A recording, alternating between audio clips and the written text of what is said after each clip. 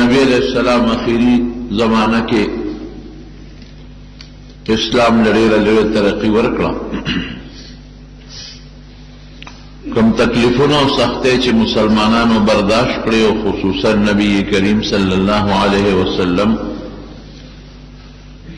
داغی ثمرات و میوے و نتیجے اللہ ښکارا کرے. اللہ قرآن شریف کے فرمائی ان مع العسر یسرا ان مع العسر یسرا. او طالبان پی پویگی کہ دلتا کہ دا عسر نہ یو عسر مراد دے و دا یسر نہ دو دی. نو سختی پہ انسان راضی تکلیفات پہ انسان راضی خدا غی ڈبل خوشحالے خدا انسان لور کئی. مکی زندگی کی نبی علیہ السلام تکلیفوں برداشت کر سرد مسلمانان و صحابہ بیا پا مدینہ شریفہ کے تردی حد پوری کی دا حدیبیہ پا موقع خدا کور تم دے ظالمان و حضور پاک پر نخواد او پا دیر لوی تکلیف و خفگان حضور پاک و صحابہ دا حدیبیہ نہ واپس رال سرونے دا بیت اللہ نہ بہر دا مکی پا حدود کی اخرى ساروی علال کل عمرہ و نشوہ واپس رال. اللہ وعدہ کرے و نبی علیہ السلام سرا والذی فرض علیک القرآن لرادک الى معاد فکر مکہ و زبد دی مکی تا واپس راولم. اغزاد کہ تابان قرآن نازل کردی دی دا قرآن احکام در تدر کردی دی ادر سر وعدہ کی چی واپس بدی مکی تراولم. دا مکی راوستل دا غی مطلب داو چی پا خوشحالے برازی پا خوشحالے با علا رازی چی گردونوات طول خلق بستا تابیوی مکہ بستئی مدینہ بستئی گوان گر جو جواب بستئی خوشحالے برازی. نو حدیبیہ نپس راتون کے کال نبی علیہ السلام بیادا اغی عمر قضا اقراغیتا عمرت القضا وی دا پا اوم حجرے پا زی قیدہ کے ذکر کافرانو سر دا خبر کڑے وچے شرط لگے دلے وچا اندہ کال بمونگ رازو مربکو دری ورز بمونگ پا مکہ مکرمہ کے تیرو بیا بزو دا خپل وعدی مطابق حضور پاک راغی او دا مشرکان طول دا مکی نووتل. نبی علیہ السلام ازغمل نشو کتی وطن نشو دا آغا طاقتی کتی نشو نبار وطل مکی وطا خالی کرا در روزو دا پار چیزا دی بخبل عمرہ و توافو کیو زیبا و بعض کافران مخامخ یو غرد جبل بنی قینقاع وطوئی پاغی وطا مخامخ کے ناستل تماشے دا پارا او دا شرط مطابق نبی علیہ السلام صرف توری راوڑی نور نیزے غشی رو نرد اگر تورین دا شرط مطابق پا تیکو کے بندے وے راغلل دا بیت اللہ نے توافو کرن بے وہ چکر دا بیت اللہ والے نو دے کافرو مخامخ تماشا کولا یو بلتاوے مڑاوی دوس طاقت دا دوی ختم دے دا مدینی تب والی دی. مدینہ کے بخلق نہ جوڑا کے دل مختی کنا داغی طب والی دی داغی مرض والی دا کار نگی.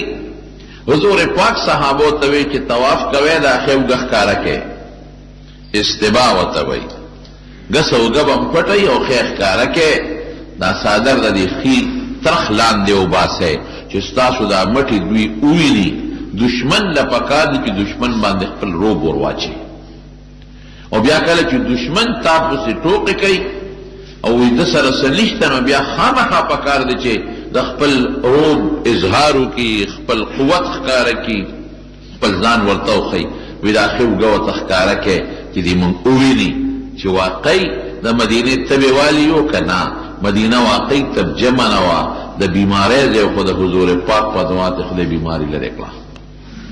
آب و ہوا دا مدینه پشان پټول دنیا کې خشته بل نشته دی. د مکه او د مدینه پشان آب و هوا برکات رالل فرشتے رالی قرآن نازل شو پکې حضور پاک دعاګانې وکړې پکې آیتونه پکې نازل شو معجزات پکې ښکار شو دا د دې نه بهترین ځای به بل کمي مټې ښکاره کړې ورته اوو چکرو کې او په دریو چکرو کې ورته پهلواني وکړې رمل ورته وایي دریو چکرو کې ورته ښه مضبوطې مټې والې پهلواني دا چې دا خپې جوختې جوختې بندې ږدي او دا مټې وهي او دا اوږې ورته لقی عبادت شو او دې عبادت کې د خدای دشمن ته خپل طاقت ښکاره کول دام عبادت دی ځکه هغې الزام ولګاو نو ځکه نبي علیه السلام یې دا چلو کې اوو چکرو کې اوږه ښکاره او په لومبو دریو کې پهلواني کول هغه باقي څلورو کې پهلواني مه کوئ ځکه چې سړی مټې وایي او نږدې خپېږ دي او لږ تیز ځي دې سره ستړي کېږي چې طاقت هم لږ باقي پاتې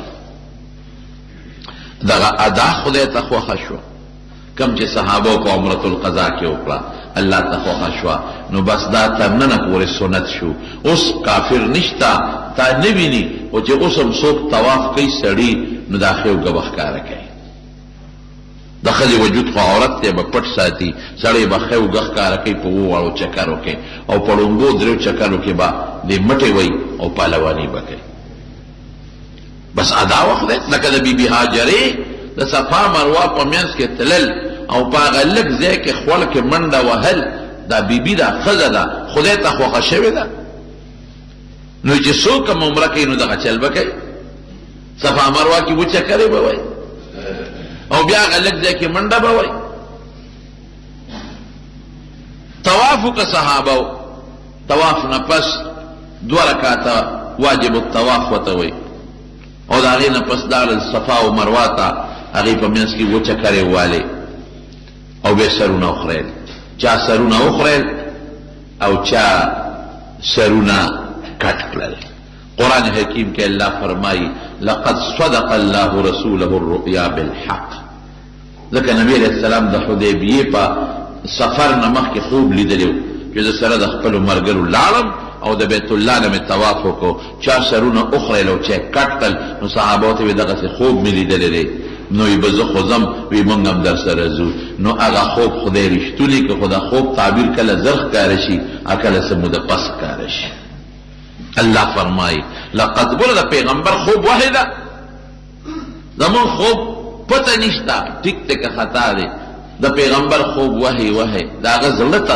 القا کوي الله تعالی لقد صدق الله رسوله الرؤيا بالحق لتدخلن المسجد الحرام ان شاء الله تبرک دی الله وی ما خپل خوب رښتونی که تاسو به خامخا بیت الله ته داخلیږئ آمینین او بېغمه به اس تکلیف بنی سوچ بنی د دشمن یره به در باندې نی محفوظ به داخلیږئ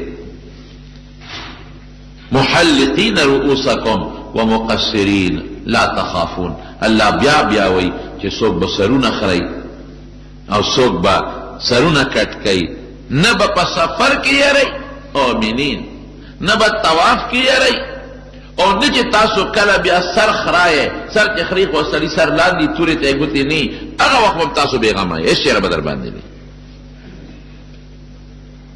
الله فرمایي فعلم ما لم تعلم تاسو وایي نه پوهېږئ زه پوهېږم هر شي کې زما حکمتي او دې نه پس تاسو له زه مضبوطه فجعل من دون ذلك فتحا قریبا بیا مکه دله فتح کوم اوس خو مطواف پکې وکړه اوس خو لا مکه د مشرکانو او کافرانو په لاس کې ده نږدې درله مکه در کوم مکه به فتح د مکې بادشاهي به ستاسو په لاس کې شي دغه عمرة القضا نبي علیه السلام وکړله 3 ورځې پکې تېرې کړې یو 2 وړې واقعات پکې پیښ شو حضرت میمونه رضی الله تعالی عنها په مکه مکرمه کې وه د هغه مسلمانانو چې کومې کمزور په مکه کې وو هجرت یې نشو کولی هغې سره پکې نبي علیه السلام نکاح وتړله پیغام د نکاح ورسېده میمونې رضی الله عنها حضرت عباس رضی الله عنه خپل وکیل کړ ته زما وکیل شوې او زما د طرف نه نبي علیه السلام سره نکاح وتړه حضرت عباس صرف ورته وایي د مکې مکرمې نه یو 20-25 کیلومیټر جموم اوس یو علاقه ده کلی دی هغې سره خوا کې دا صرف یو مقام دی هلته چې نبي علیه السلام راورسېد حضرت عباس هم دغې وخته پورې په مکه کې مسلمانو په مکه کې خو اسلام خپل نه ښکاره کو پټ مسلمانو هغه صرف ته راغی، د نبي اسلام استقبال یې وکړو او بیا د میمونې رضی الله تعالی عنها نکاح ورسره وتړله د صرف په مقام کې. بیا چې راغلل نبي علیه السلام او طواف یې وکړ نو حضرت حمزه رضی الله عنه لور وه، ماشومه پټینه نبی او دام په مکه کې وه. نو حضور پاک ته چغې کړې یا عم یا عم یا عم. نبی علیہ السلام په تر نو خو مشر ته خلک تر وي د پلارې د تر زوی او د نبی علیہ السلام، لیکن مشرونو یا عم. نبی علیہ السلام دوته شاته وکتل، زر حضرت علی ورمنډه کړې او روچته یې کړه. وی بدا زما د تر لور دا زه به کفالت کوم، ذمہواری به زه سنبالو. حضرت جعفر ورغی وی نه دا زما د تر لور ده او ردی جینې مور ترورم ما سره ده د مور خور، زه به تربیت کوم. حضرت زید ابن حارثه ورمنډه کړې وی نه صاحب دا زما د رضاعي رورو جعفر او ما یو ځای پیش کړي دي، رضاعي ویره مې ده، زه به تربیت کوم. درې واړه په جګړه شو. ور پردی ماشومه څوک ته ساتلی شي، لیکن هغې نیکي ګټي. د حضرت حمزه سید الشهدا لور ده، وړه ماشومه نه ده. نو پکې جګړې دي چې د دې تربیت زه کوم، بل وي زه پکې تربیت کوم، بل وي زه کوم. نبی علیہ السلام حضرت جعفر ته وی ته واخله، وی ځکه چې د دې د مور خور ترور تا سره ده، الخالة بمنزلة الام. نو ترور داسې وي لکه د مور په شان دی، نه به لکه ښه تربیت وکړي. او حضرت علي ته وی ته مه خفه کېږه، خیر دی. وی ته خو زما انت مني وانا منکه، ته خو ما ته ډېر نږدې یې که نه، زه تا ته ډېر زیات نږدې یم. او زید ابن حارثه ته وی ته مه خفه کېږه، انت اخونا و مولانا، ته خو زموږ ورور یې که نه. هغه دواړه په دې خبره خوشحاله کړل او هغه ماشومې حضرت جعفر ته ورکړه او وی د دې تربیت ته کوه.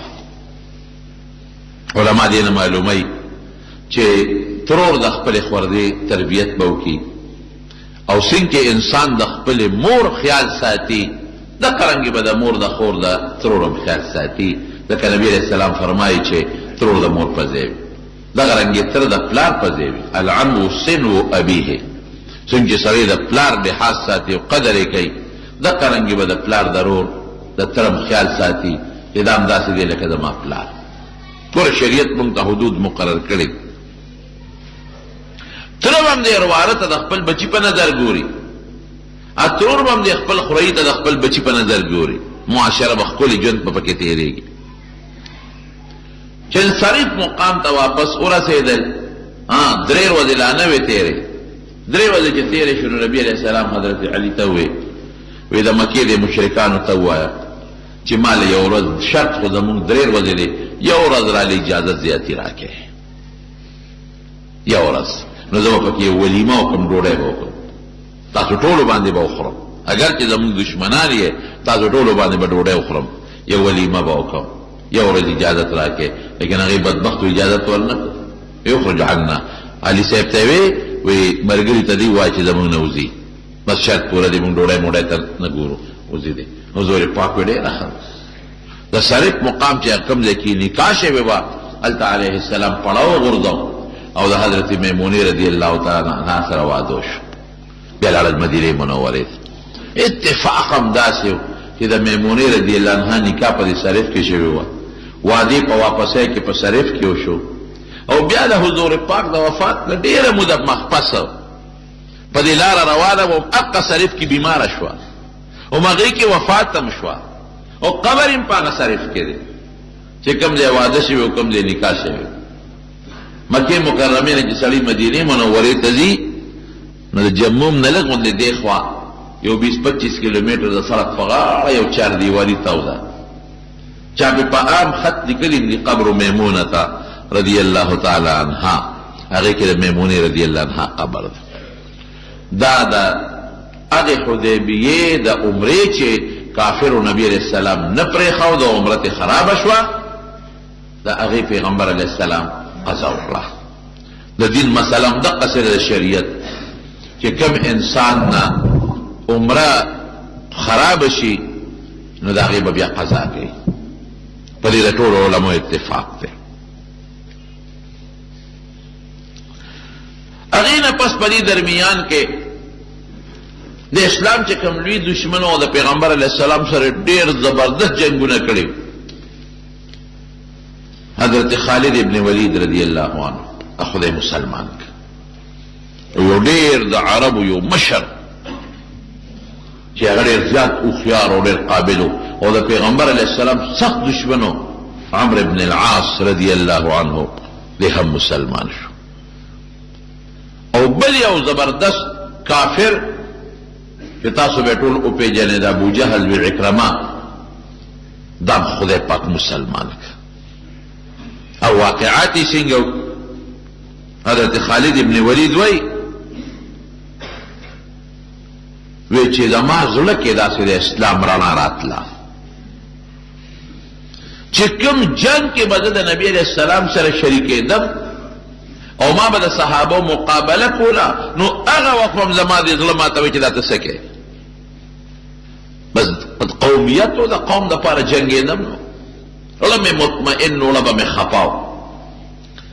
وایي چې کله نبي علیه السلام حدیبیې له راته وی ما ځان سره د شاه سوارانو د اسونو د لښکر واغېسته او مونږ وی چې دي به مونځ کوي یو ځای کې او د مازدیګر دا مونځ داسې دی چې دا مسلمانان نه پرېږدي. نو یو مونځ هم نه پرېږدي خو دې له ډېر لوی اهمیت ورکوي. ځکه قرآن شریف کې الله فرمایي حافظو علی الصلوات والصلاة الوسطی چې یو مونځ هم نه ګورې پاتې نه شي ټول به کوئ او پوره په خپل وخت کې به یې کوئ. وګورې مازدیګر به خامخا کوئ. نو ما ته خو د مازدیګر د مونځ اهمیت معلومو نو مونږ وایي چې د دې په مانځو درېږي مونږ به د یو غونډی شاته ورته پټ یو ناګهاني به پرې حمله وکړو. مسلمانان چې مونځ کوي ټولې به یې ښودي توجه به یې ني د جنګ نیت به یې ني بس چې تر څو دوی ځان سنبالي نو مونږ به قصه ختمه کړي. یو ځای م وله وټاکه په داسې اندازه م وټاکه چې دوی به دلته مازدیګر را رسېږي د مازدیګر مونځ به کوي او دلته به پړه واچوي. عربو ته خو ځای نه معلوم و که نه هر ځای خو به چا خیمې نه ښخولې په لاره چې به تلل یو خاص ځای نه هغه ځای کې به خلکو مسافرو خپل پړه واچو. نه هغوی ته هغه پړاو معلوم و چې دلته مازدیګر را رسي او دلته به خپل پړه واچوي. پړاو به یې داسې ځای کې اچوي چې هلته کې سوري وي ځمکه هوارئ میږي وغیره پکې ني اوبه ورته نږدې وي خشاک ورته نږدې وي چې داسې ځای نه دا به مخصوص پړاو نو ځای نه و. مونږ یو ځای کې ورته په تاک کې کېناستو روغه لار وه نبي علیه السلام هم په هغه لار را روان دي جاسوسان مونږ مقرر کړي دي هغې اطلاع راکړه چې په دې لار راځي. وی ناګانې لار بدله کړه په بل لار لاړ.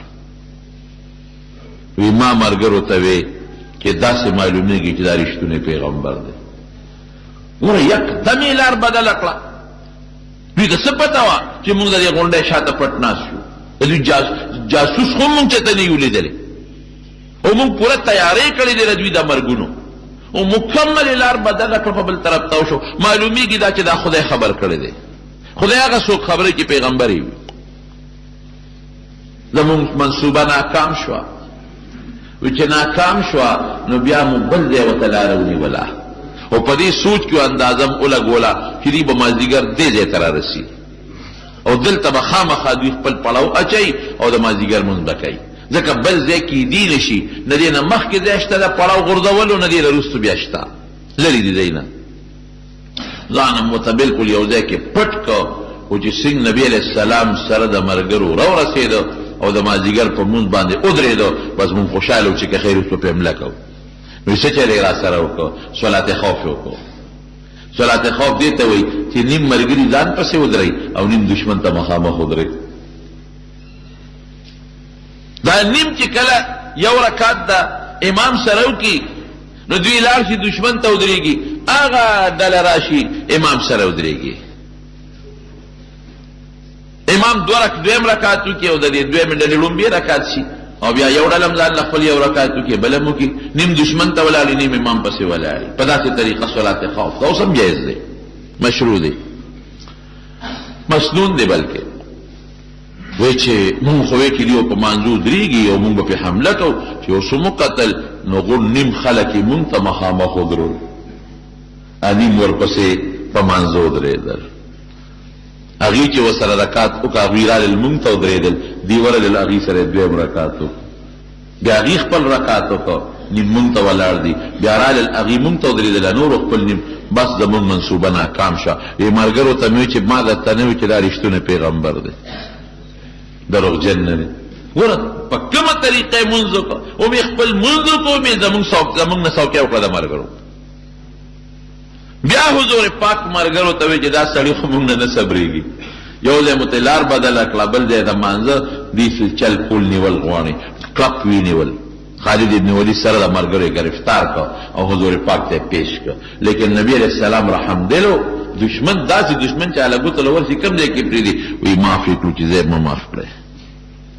وی دوه نښې خو مې دا شوې چې دا سړی رښتونی دی او دا پیغمبر دی، او بله نښه مې دا وه چې کله مې ورسره جنګ کړی دی، جګړه مې ورسره کړې ده، نو هغه وخت سره به زه مطمئن نوم، ما به وی بې ځایه جنګ کې ظلم کې، خوله به مې نو مطمئن. اوس په دې شش و پنج کې چې زه څه وکړم، وی ماله کې دا فیصله وکړه چې زه عیسایي کېږم. حقیقت پیغمبر اسلام سره خو مې دشمني ده، سخته دشمني ده.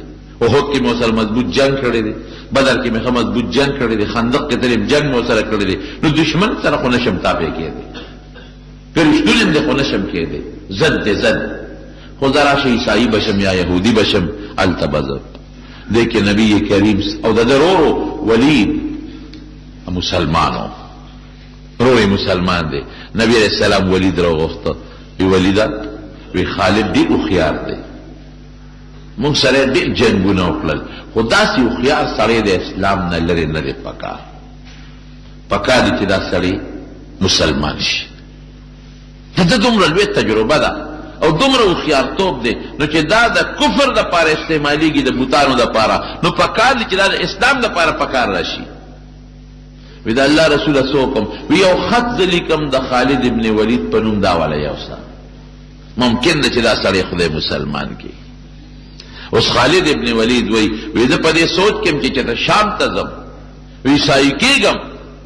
وی دی که زما رور راغی، ما له خط راوړه، مې چې دا څه دي، وی یاره نبي علیہ السلام دا خط را کړی، دا لږ وګوره. چې خط مې ولیکه نو په خط کې راته حضور پاک، او د شپې مې خوب الابیل ولیده، د شپې مې خوب ولید چې خطرناک ځنګل دی، غنی دی پکې، ازغي دی پکې، او ډیر د خطرې سیدونه دی په دې ځنګل کې، زه پکې روان یم، ډېر خطرناک دی. او چې روان یم نو یو صفا لارې ته تې ووتم د دې ځنګل نه، پاکه لاره د صفا لاره د روغه رڼا، هېڅ پکې تیاره نشته او هېڅ تکلیف پکې نشته او هېڅ نقصان نشته.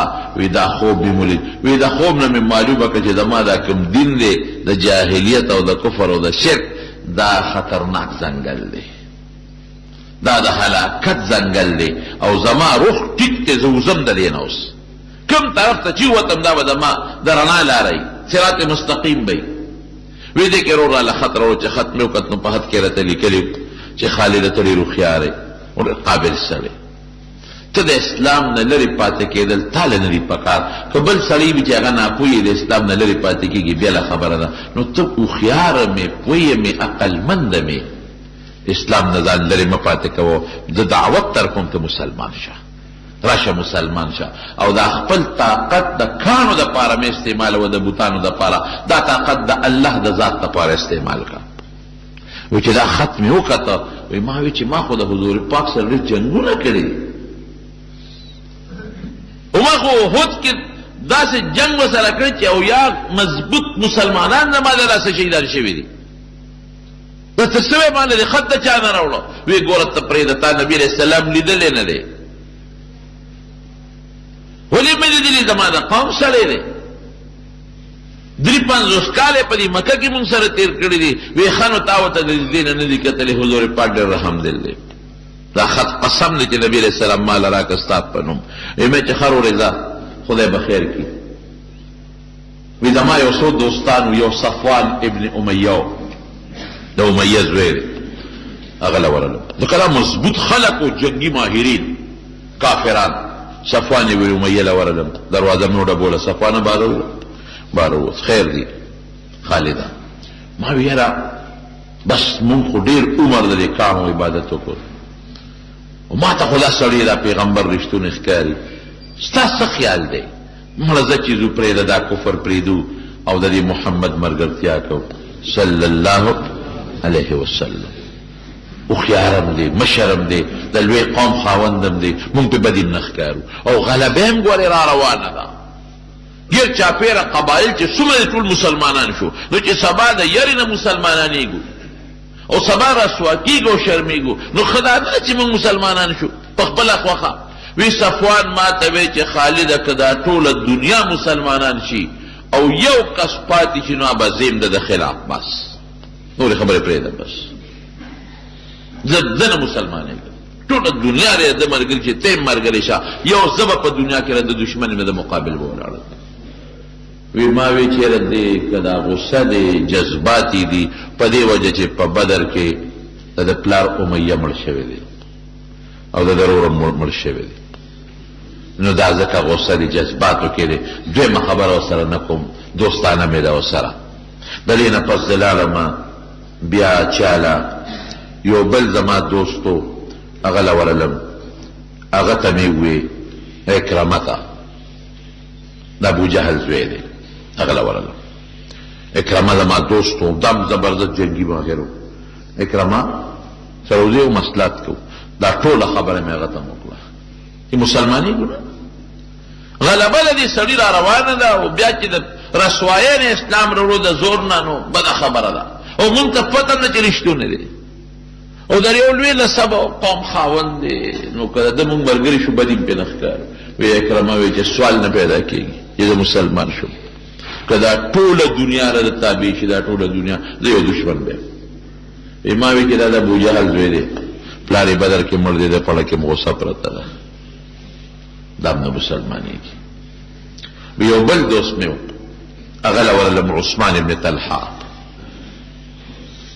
هغه له ورلم چې عثمانه زما له خو بدل دی زه خو بس ما ته خو د اسلام رښتونی دین ښکاري او دا سړی ما ته رښتونی پیغمبر ښکاري او ډېر زیات مخالفتونه وکړل مونږ څه ګټه وکړه خو بدې خبرې خو نه کوي او د کانو عبادت مه کوئ بوتان مونږ په واقعي په خپل لاس جوړ کړي دي نو چې په خپل لاس هم کوم شی جوړ کړو هغې ته سجدې کوو او زنا مه کوئ نو خبره یې بده خو نه ده او بچي مه وجنې نو خبره خو یې بده نه ده هغه وی لونه مه قتلوئ نو خبره خو یې بده نه ده او بربند طوافونه مه کوئ نو خبره یې بده نه ده مردارې مه خورئ نو دا څه بده خبره ده پردی مال مه خورئ دا څه بده خبره ده پاک اوسېږئ کومه خبره د هغه غلطه چې موږ پکې نقطه راوباسو عثمان ما ته وی چې خالد مقصد دې څه دی مې چې مقصد خو مې دا دی چې زما خوله کېږي که ته مې ملګری شوې نو زه چې زه مسلمانېږو عثمان وی چې ما هم بېګا دا سوچ کړی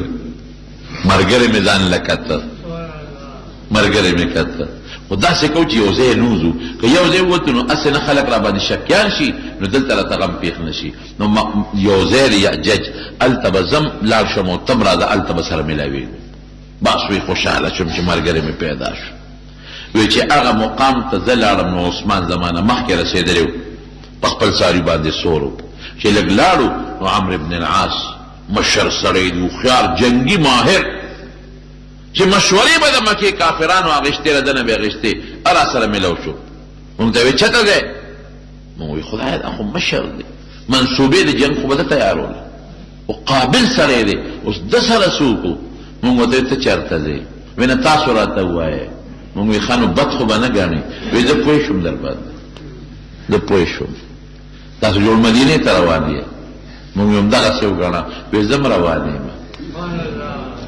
زه م روان یم څه سوچ دی ستا ته م روان یې ستا څه سوچ دی وی زه خو د ډېرې مودې نه په دې سوچ کې چې زه به کله نه د اسلام کې داخل شم مسلمان بشم خو د خپل قومیت مې پرېښودم نن مې لکه سوچ وکړه چې راشه له دې ګنده ځان وباسه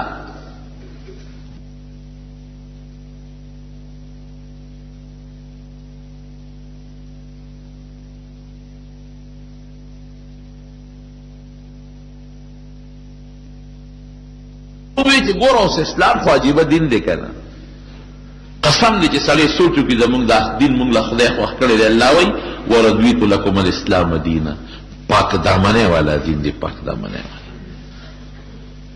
مردار مخورا، پردی مال مخورا، د مشر عزت کوا، د مور پلار احترام کوا، د بچی او د یتیم په سر لاس اګدا، خدای ته سجده لگاوا، د لونو حق مخورا، د خور حق موها، گاونډي ته ضرر مرسوا. دې کې کومه داسې خبره چې هغه زمونږ د فایدې نه ده؟ کومه خبره کې زمونږ تاوان دی؟ د شریعت خلاف چې مونږ سر و باسو، د شریعت خلاف چې مونږ ځان چلو، نو دا کې به زمونږ پوره تاوان دی. ولې لور جمدی خپلو کې تاوان نه دی؟ ولې لور له خپل حق ورکولو کې تاوان نه دی؟ ولې بدعملي کول او زناکاري کول تاوان نه دی؟ د وجود تاوان، د مال تاوان او د مسلمان عزت اغشتل تاوان نه دی؟ ولې پردی مال خوړل، ستا مال چې څوک خوري ته نه خفه کېږي، نو پردی ولې خوري؟ ستا د مشر چې څوک قدر نه کوي ته نه خفه کېږي، نو پردی مشر قدر ولې نه کوي؟ ستا د بچی په سر چې څوک لاس راکاږي ته پې خوشحالېږي، د پردي بچی په سر ولې لاس نه راکاږي؟ ستا ګاونډي چې تا ته ضرر رسي ته خفه کېږي، نو ته ولې بل ګاونډي ته ضرر رسوي؟ تا سره چې څوک ښېګړه وکړي او ته یې قدر ونه کړې خفه کېږي به که نه؟ نو چې خدای در سره ښېګړه کړې ده، نو د خدای قدر ولې نه کوي؟ سر ورته ولې په ځمکه نه ږدي؟ د اسلام کومه خبره داسې ده چې هغه کې زموږ تاوان دی؟ خو مونږ ځان له په خپله د اسلام خبره تاوان ګڼو. اسلام کې قسم په خدای زموږ ګټه ده. اسلام رڼا مذهب دی، اسلام روښانه مذهب دی. کور کې امن، ګاونډ کې امن. اوس خو اسلام خلکو په غلط رخ استعمال کړی دی، په ډېر غلط رخ استعمال کړی دی. نو خلکو ته مه ګوره، جرمونو د خلکو ته مه ګوره، اسلام ته وګوره. یو سړی ویران کنه مسلمان شو، جومات ته ویرانه نه وته، نو هغه چا ورته وی سپلی ران سره دننه کا. وی ولې؟ وی دا خلک پټی دلته غلا کوي، دا مخکې ځان سره یو څه. هغه وی څوک یې پټی؟ هندوان یې پټی دلته؟ هندوان څه څه؟ وی نه. عیسایان یې پټی؟ عیسایان څه څه؟ وی نه. یهودیان یې پټی؟ یهودیان څه څه؟ وی نه. وی څوک یې پټی؟ وی دا مسلمانان. زه بس وی دغه دین ته مې سلام دی چې خلکو له سپلی پټی. نو ګوره هغه قمقل و، هغه هوښیار نو قمقل و. ولې؟ د یو شخصیت ته وجې دین مه بدنامه وه. یو سړی غلطي وکړه، یو سړی پښتون غلطي وکړه، نو د پښتو خو نه بدنامېږي ورسره. د یو قوم سړي یوسفزی کې یو سړي غلطي وکړه، نو ټول قوم خو ورسره نه بدنامېږي که نه؟ یو مولانا صاحب ته چا وی شیخ غلا وکړه، شیخ غلا وکړه. هغه وی ګوره ګیره مه بدنامه، داسې مه وایه چې شیخ غلا وکړه، ګیره دې بدنامه کړه. داسې وایه چې غل شیخ شوی دی، داسې وایه چې غل ګیره پرېښې ده د خپل اغلا دپاره، چې که ګیره مې نه بیا به خلک را باندې ګمان بربد وکړي، ګیره به پرېږدم څوک به را باندې د غل ګمان نه کوي. دارالعلوم دیوبند نه سپلی پټه شوې چې هغې طالب غلا کړې ده. مولانا صاحب نه داسې مه وایه چې طالب غل شوی دی، داسې وایه چې غل طالب شوی دی، د طالبې جامه کې را ننوتلی. نو اسلام به نه بدنامه. یو شیخ غلطي وکړه، ګیره به نه بدنامه. ګیره خو ورته نه دي ویلي چې دا غلا وکړه، ګیره خو یې منې کوي. یو ملا نه غلطي وشوه، ملا پسې ملایتوب پسې به کنځله نه کوي، مولای خو ورته نه وایي چې دا کار وکړه، ده غلطي وکړه. نو اسلام به نه بدنامه. اسلام ډېر ښکلی مذهب دی چې الله فرمایي ورضیت لکم الاسلام دینا، ما د اسلام غوندې دین غوره کړی دی. نو چې خدای کوم شی غوره کړي، ابه د خیري کې د شر به وایي، اوس ابه د خیري. چې دی ورسېدل مدینې منورې ته، اوس ګوره ورته چا ورته ویلې نه دي، نو ویې لمبل، اوښان یې څومره لاولې ولمبل، زیاتي نوکان ویښته مې کټ کړل، خوشته جامې ځان سره وړې هغه یې واغوستلې. خیر اسلام خپله سړي ته پاکوالی ښیي او خوشبویي پورې کړه. ولید ولا راغی، د خالد ابن ولید روړ، ویې وروړې څه کوې؟ راورسېدی؟ ویې راورسېدو. وی چې مونږ خو راورسېدو، خو ودرېږه جامې بدلو. هله شا به وي زر کوی، نبی کریم صلی الله علیه وسلم ستاسو استقبال کوي، انتظار مو کوي. صبر وکړه وروره، داسې پلیت وله نه شو ورتلی چې جامې پاکې کو، وجود پاک کو، دوړې لرې کو، نو بیا به ورځو. درې واړو جامې بدلې کړې، غسل یې وکړل، صفا جامې واچولې، خوشبویې واچولې، او بیا نیغ لاړل مدینې شریفې ته. او چې په جومات ورننوتل، حضور پاک دقسې ورته ولاړل. مسکې ورته ولاړ دي مسکې. او دی چې ورغلل سنگ خالد ابن ولید لومبي یا به ورته دشمن وي یا به په جنگونو کې کنزل ورته کول او د حضور پاک نوم به رواناو، نوم به ولا په بدو اغشتو، مزمم به وي، محمد به نه وي. محمد معنا د صفت خاوند خکل د صفتایل شوی، مزمم معنا چې هغه انسان چې په بدو یادېږي. نو د پیغمبر علیه السلام خپل نوم به نه اغشته، خراب نوم باندې یادو. او چې اوس لا مسلمان نه دی، وروسته مسلمانېږي او 15 منټه پس چې جمعه ته ورنوت وي السلام علیک یا رسول الله، دا الله رسول پتا دې سلام، او فوراً حضور پاک دعوت نه دی ورکړي، فوراً اشهد ان لا اله الا الله، در دې خبرې گواہی ورکوم چې الله یو دی شریک نه لري، واشهد ان محمدا عبده ورسوله، د دې خبرې گواہی ورکوم چې محمد صلی الله علیه وسلم د الله خپل بنده او د الله استاد او پیغمبر دی.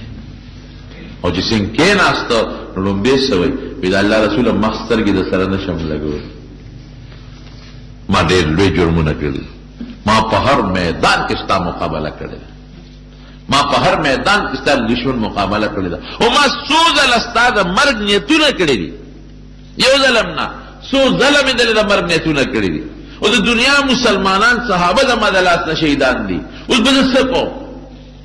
وی دا کلمه چې دی وی د یارې دی وی که د زړه نه وی نه یاره نشته، دا مې د زړه نه وی، د زړه نه زه دا منم چې اسلام حق دین دی او ته د خدای رښتونی پیغمبر یې. وی زه بس الاسلام یهدم ما کان قبله، دې نه مخکې چې دې څه کړي دي د اسلام د وجې معاف ختم. خدای دا درې مضبوط کسان مسلمانان کړل. ګوره اسلام ورو مضبوطېږي که هغه بل عثمان بیا وروسته هغه بل عکرمه د ابو جهل زوی هم بیا وروسته مسلمانېږي. دې وخت کې نه وروسته مسلمان شو. اوس چې کله مسلمان شو تجربه خو یې شته، اتفاق د غزوې موته جوړه شو. یو کافر دی لوی شرحبیل ابن عمرو غسانی، دا د هرقل چې د روم کم بادشاه د هغه د طرف نه دی د شام گورنرو. نبی علیہ السلام یو صحابي له حارث ابن عمر رضی الله عنه هغه له خط ورېګو پیدا به شرحبیل ابن عمرو غسانی ته ورسه د اسلام دعوت ورکو. هغه ظالم دا د پیغمبر هم استاد ملک شي دی، استاد خو نه ودی، استاد د نقصان نه ورکه. حضور پاک پاغي صح خفه شو او د درو درو کسانو یو دسته تیار کړ. استاد خو څوک نه وجدي، ما خو استاد ولېګو د ایمان دعوت مې ولا ورکا چې نه قبل او ډیرو کافرانو سردارانو د اسلام دعوت قبول نکړو. ډیره خدای چې قبلې د خپل نه قبول کا، اسلام زور نه دی. ګورې ما د تیل جوړم ویلي دا خلق اسلام بدنامي، دا ناقص العقل دی، پوهېږي نه چې اسلام په زور خور شوی دی. په زور د چا په زړه کې څوک اسلام نشي وردن کولی. پلار په زوی په زور خپله خبره نشي مناولی، گاونډي په گاونډي نشي مناولی، مورې په لور نشي مناولی، نو بل څوک به څنګه مناولی؟ اسلام د زړه شی دی، د جنګونو هغه وجې جدا دي. درته مې ویلي په دې خفه شو چې دا خو استاد دی، که دې منلې او خفه ما د خیر یو دعوت در که دې نه مننو سم نشته، ته پېشه خپل دین دې پېشه. نو نبی علیہ السلام د 3000 کسانو لښکر تیار کړ او حضور پاک د سپینه جنډه جوړه کړه، سپینه، او زید ابن حارثه له ورکړه او وی فرمایل وی دا زید ستاسو امیر دی، مشر دی، کدی شهید شو نو جنډه به د جعفر سره ابا امیری، که جعفر شهید شو نو جنډه به د عبدالله ابن رواحه سره، او که عبدالله ابن رواحه شهید شو نو چې بیا چام جنډه واغشته به د مسلمانانو مشري. نو چې پیغمبر علیه السلام دا خبر وکړو دا ښکاره وکنه چې زید به شهید کېږي، تو پیشنګویي شوه، جعفر به شهید کېږي، عبدالله ابن رواحه رضی الله عنه به شهید کېږي. دې چې لاړل یو ځای ته ورسېدل، هغې شرحبیل ابن عمرو غسانی ته پته ولګېدله چې مسلمانانو خو زما خلاف لښکر را لېږلی دی. هغه د روم بادشاه هرقل ته اطلاع ولېږله، هرقل د 3 لکو فوج را ولېږه، 3 لاک 3,003 3,003 څومره لوی فرق.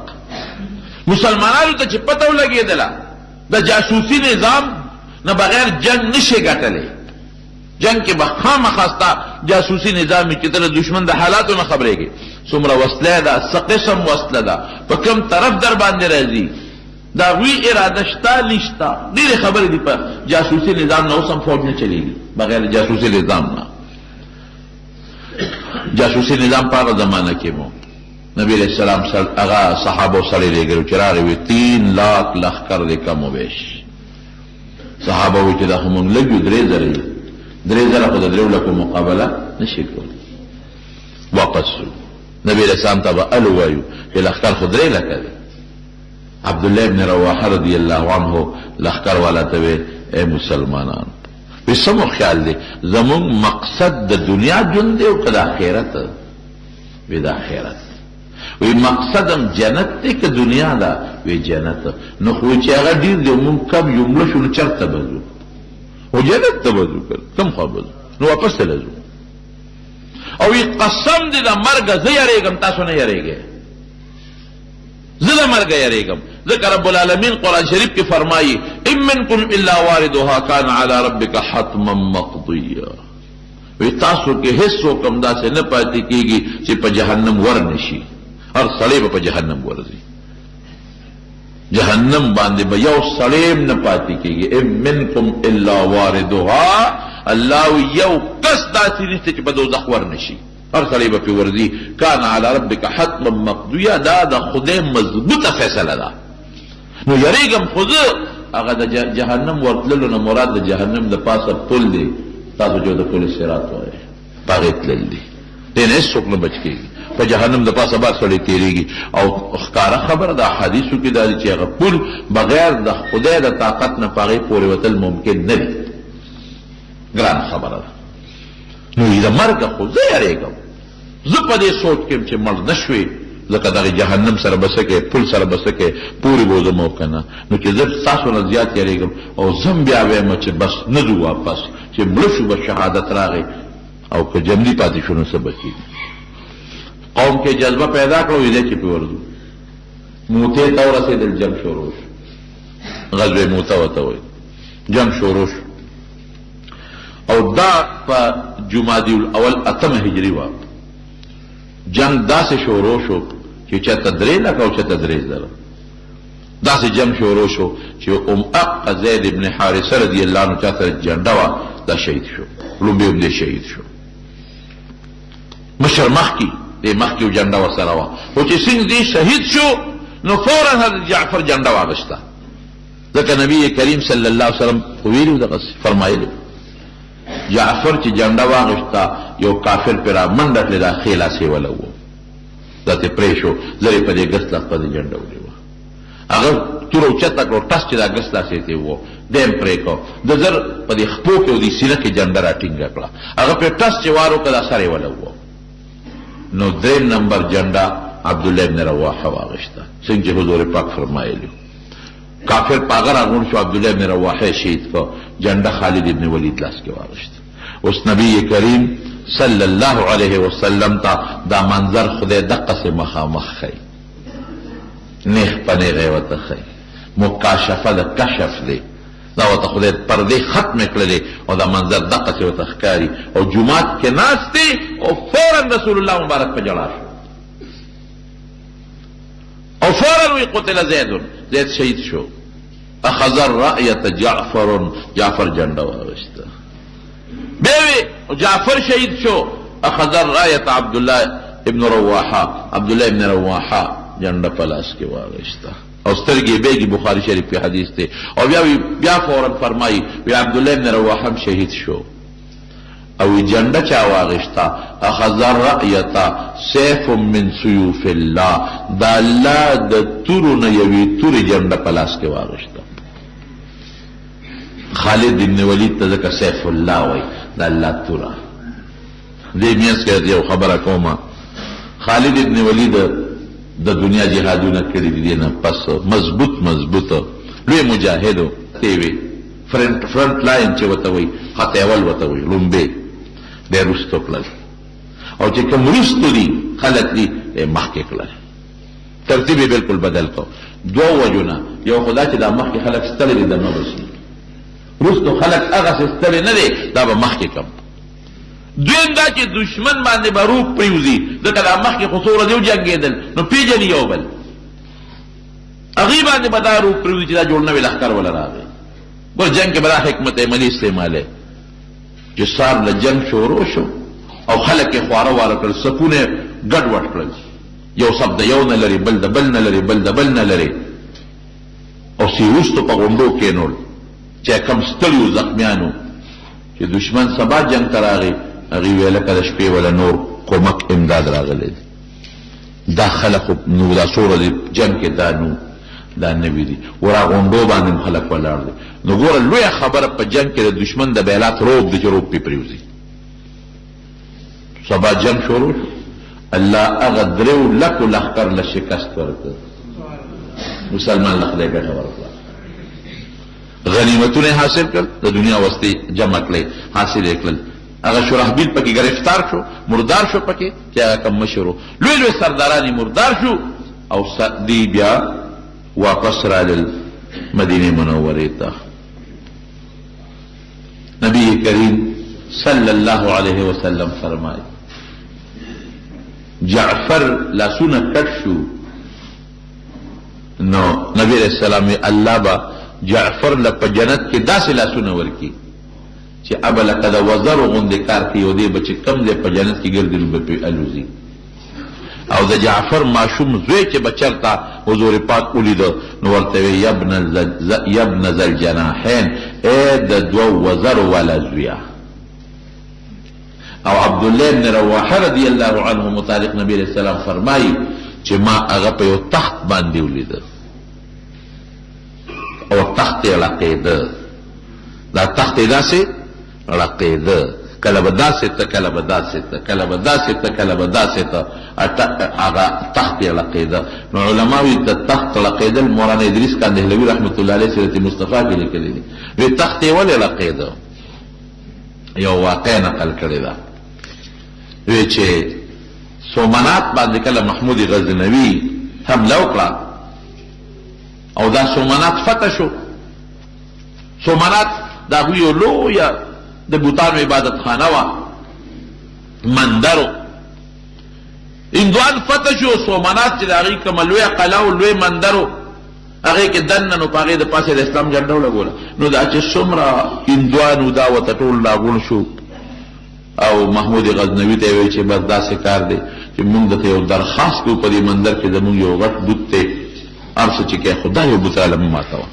څومره پیسې چې غواړې درکوو څومره پیسې چې غواړې خولې نه وباسه ځکه بوتان د ټول مات کړل چې په کوم ځای به ورغې فتح کول بوت پې ماتو بوت پې ماتو بوت پې ماتو ټول زمونږ بوتان دې مات کړل زبس چې څه دې وکړل او دې کړل خو ته دا مهرباني وکړه چې دا کوم غټ بوت دی په منځ کې دا راله مه ماتوه پیسې چې ته څومره غواړې دربه چا ورته وی چې صاحبه خیر دی یو بوت دې پکې وي که نه یو بوت دې وي دا به پرېږدو بغه پیسې راکوي زرګونه روپۍ راکوي یو سره او سپین هغه زمانې اوس خو روپۍ زمونږ اصطلاح کې ده که نه هغه زمانه کې چې څه سکه وه او سره او سپین او هر څه راکوي یو به ورته پرېږدو د ده مړه نرم شو زه وی صلاح پې کوو نو د شپې خوب ولید چې د میدان دی د حساب کتاب محشر نو یو فرشته مې دوزخ ته راکاږي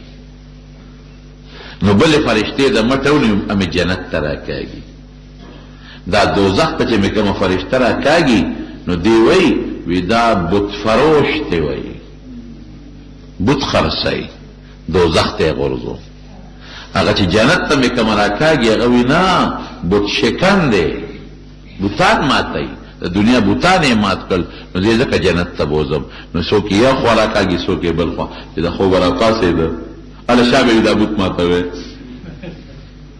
نو الله شان ته ګورو چې بوت له ټس ورکو ماتې کا وی غورځو دنه ګېړه ډډو دنه پکې دومره هیرې جواهراتو چې هغې هندوانو څومره پیسې ورکولې هغې نه پکې زیاتې پیسې راوتې دا خو خیر د دې مثال نه دی مولانا ادریس کاندهلوی مثال نه ورکوي ستاسو د پوهې دپاره ده وایي تخت یې ړقېده ولې ړقېده جنت ته روان دی ګورې او هلاویږي ړقېږي ولې ځکه ویده وي چې زما مرګ نه دی خوښ یارېږم خو یاره که مړ شم شهید بشم نیک به الله له لاړ شم او قوم کې جذبه شهادت پیدا کړه نو هغه تردد غوندې د دنیا د ژوند او د مرګ په منځ کې چې الله وایي ان منکم الا واردها چې هر سړی په جهنم ورځي ټول باندې بدن پولیس صراط او خطرناکه لار ده نو لږ مې تردد دی چې یاره څنګه به کېږي خو بیا هم د خدای په لار کې جنګېږم او شهید کېږم الله مسلمان له فتح ورکړه نبی کریم صلی الله علیه وسلم په دې درو صحابو ډېر زیات پریشان و انتهایی زیات حضرت جعفر د ترزوی ماشومان بچی تی پاتې شو حضرت زید دا د پیغمبر علیه السلام ماشوم لوی کړی زید ابن حارثه او په لومبه زمانه کې به ورته زوی وي زید ته به د حارثه زوی نه وایي د محمد زوی به ورته وایي صلی الله علیه وسلم بیا الله منع وکړه ادعوهم لآبائهم نو بیا وی زه خیر دوستو در پلار نو مخله نو ماشوم یې لوی کړی زید او عبدالله بن رواحه دا د حضور پاک شاعر و د نبی علیہ السلام په صفت کې به شعرونه وي او د مکې د مشرکانو بد به وي په دې ډړمنو خپه پې و خو خیر په غزوې موته کې دغه شامیانو له رومیانو له رب العالمین د مسلمان په لاس 3000 مسلمانو له په لاس باندې الله 3 لکو کافرو له شکست ورکړ الله مسلمان له فتح ورکړ دا ټول د مکې مکرمې د فتح لارې دي راتلونکې جمعه کې انشاءالله د مکه مکرمه د فتح متعلق څه خبرې دي اب درته وایم ان شاء الله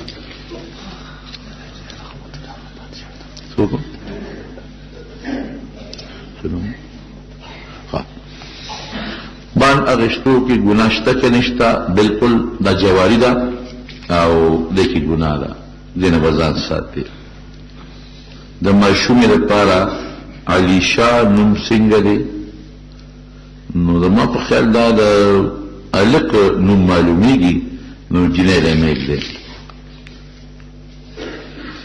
په جمعات کې د غیبت او کنزل ولا مسکیږي کنه نور خلکو سره مسکیږي کنه مسخ کېږي خدای دې لوی جرم دی د دې رضانو ساتي ګناه ارزه ګناه ده خو په جمعات کې به لوی ګناه ده